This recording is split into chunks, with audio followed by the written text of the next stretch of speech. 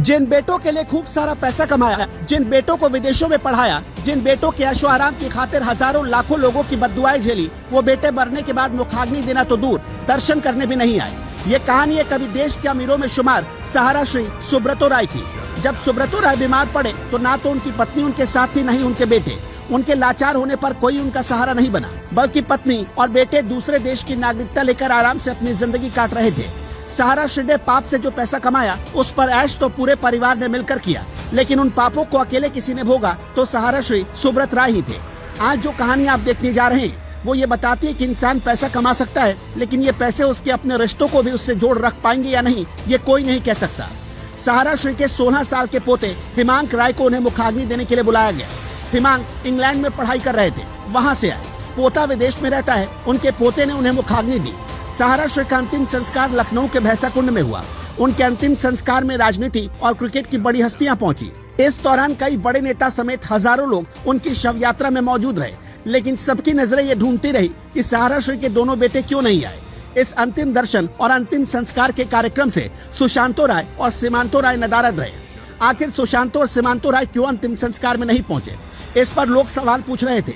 सुब्रत राय की पत्नी स्वप्ना राय भी अपने पति का आखिरी बार चेहरा देखने नहीं आई। दरअसल सहारा श्री की पत्नी स्वप्ना राय दोनों बेटे सीमांतो और सुशांतो के साथ मैसेडोनिया में रहती हैं। सेबी ने सहारा की कई फाइनेंशियल कंपनियों पर लगाम कस रखी है।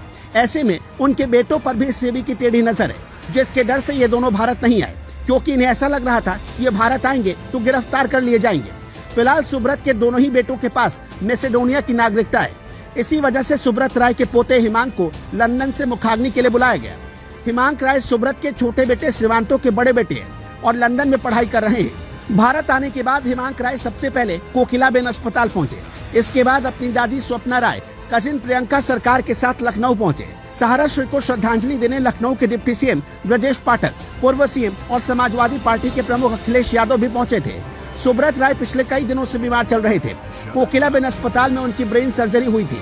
सहारा इंडिया की ओर से जारी बयान में बताया गया कि Subrata Roy metastatic stroke, high blood pressure और डायबिटीज जैसी बीमारियों से जूझ रहे थे।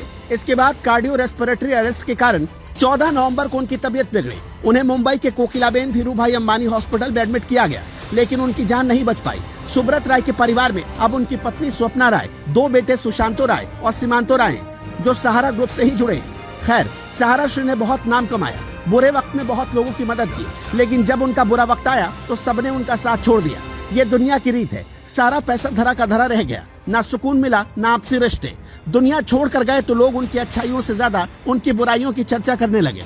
वैसे इस पर आपका क्या मानना है, हमें कमेंट करके जरूर बताइएगा।